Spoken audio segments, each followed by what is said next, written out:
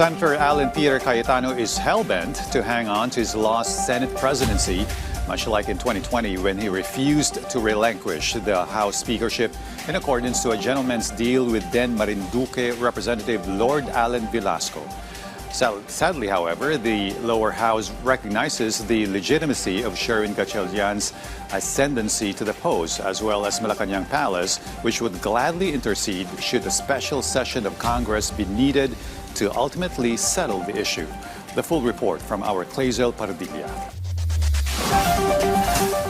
Tanging si Senator Sherwin Gatchalian ang kinikilala nating liderato ngayon sa Senado.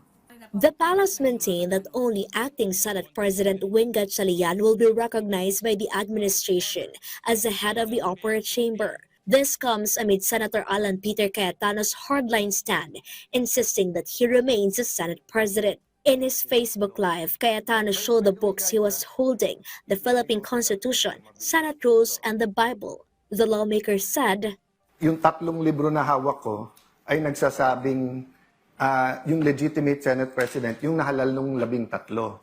Wala po yata sa Biblia kung ano yung provision, yung tungkol sa konstitusyon.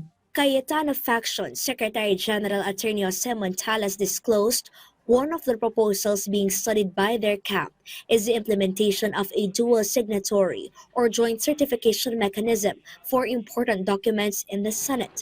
It seeks to prevent possible conflicting orders inside the upper chamber while the leadership issue remains unresolved. But for Malacanang, Walang maidudulot sa ngayon ng ganitong klaseng arrangement.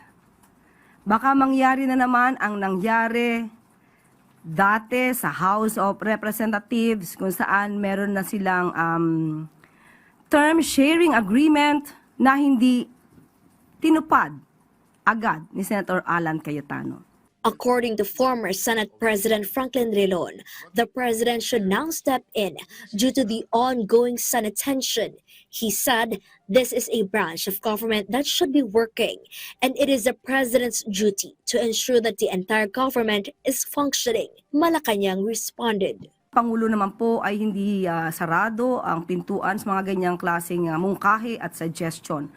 Ang tanong na lamang po, sa katulad po ba ni Senator Alan Cayetano ay uubra yung ganitong klase ng mga suggestion? Clazel Paradilla for the Nation.